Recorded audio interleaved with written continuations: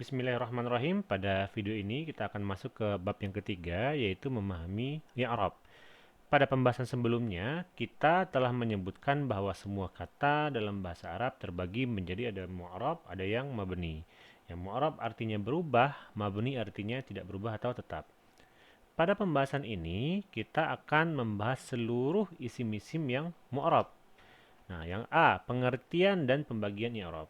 I'rab ini apa? I'rab ini adalah perubahan akhir bentuk gitu ya, perubahan bentuk akhir suatu kata yang didasarkan kepada kedudukan kata tersebut di dalam suatu kalimat. Ya, misalkan dia sebagai subjek, perubahan dia apa, ya, kalau sebagai objek dia perubahannya bagaimana gitu ya. Nah, itu dia definisi dari i'rab.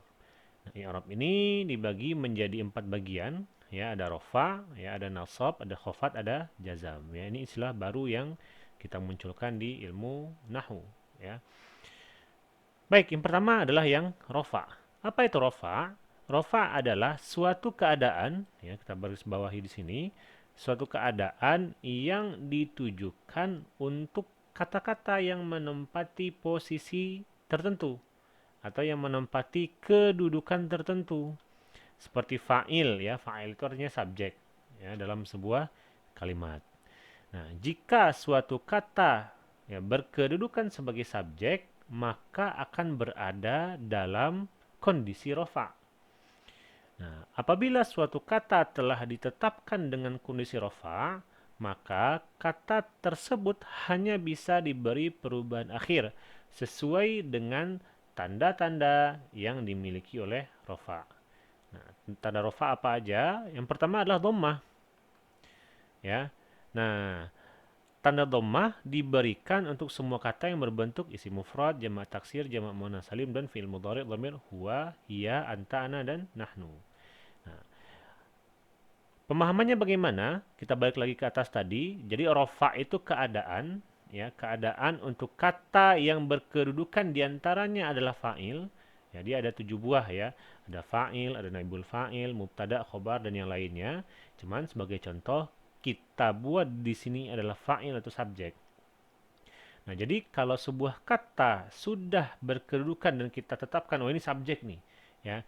Jadi kalau subjek pasti dia berada dalam keadaan rofa. Jadi kalau udah ada subjek, gitu ya, atau fa'il, pasti dia rofa. Nah, seperti itu, ya.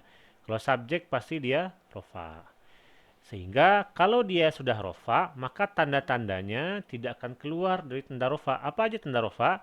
Ya, bisa domah yang pertama, ya, kemudian bisa wow di sini, bisa alif ya ataupun bisa nun. Nah, oke, jadi artinya apa? Artinya fa'il ya, seperti yang tadi kita sebutkan atau subjek ini hanya boleh memiliki perubahan akhir domah ya atau wow ataupun alif ya. Nah, nun ini khusus untuk fi'il sebenarnya. Nah, artinya apa? Artinya tidak ada fa'il yang fathah. Kenapa? Karena tanda rofa ini nggak ada fathah, hanya ada dhammah, ya, ada waw sama ada alif, ya, nun terakhir. Tidak ada fathah di tanda rofa, sehingga tidak boleh ada fa'il atau subjek yang rofa, ya. Baik, kita balik lagi. Nah, jadi kalau misalkan subjeknya ya berbentuk isim mufrad, subjeknya berbentuk jamak taksir, subjeknya jamak muannas salim gitu ya. Ini untuk yang subjek di sini kita contohkan, maka tandanya harus lemah gitu ya. Nah, untuk contohnya nanti kita buatkan ya di materi berikutnya. Intinya di sini dan sampai di sini ya, sampai di halaman ini kita cukup tahu dulu bahwa ada hubungan antara subjek ya dan dia keadaannya rofa dan tanda rofa ini bisa dhammah ya, bisa waw, bisa alif atau bisa nun gitu ya. Baik, ya itu ya. Jadi kalau ada subjek tadi dia harus rofa ya, rofanya itu harus dengan dhammah kalau bentuknya isim mufrad, jamak taksir ataupun jamak muannas salim. Ya, adapun fi'il mudhari' ini tidak bisa fa'il ya, karena kata kerja tidak bisa sebagai fa'il. Baik, kemudian yang kedua yang waw. Ya, waw ini tempatnya di mana jamak mudzakkar salim sama asmaul khamsah ya. Jadi kalau kita mau membuat suatu kalimat yang di dalamnya ada subjek atau fa'il ya dan fa'ilnya di situ ada jamak mudzakkar salim, maka kita gunakan waw. ya. Contohnya misalkan jamak mudzakkar salim itu ada muslimuna sama muslimina, ya.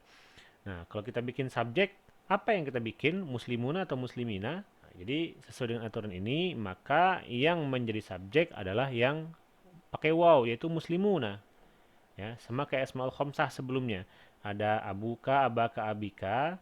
Nah, jika kita buat subjek, mana yang kita pakai?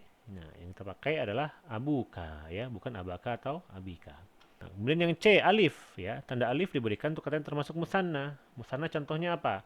Musanna contohnya misalkan kitabani atau kitabaini, ya. Silakan di murajaah di halaman sebelumnya. Kitabani atau kitabaini. Ya, kita mau bikin subjek nih, ya. Subjek mana yang kita pilih? Kitabani atau kitabaini?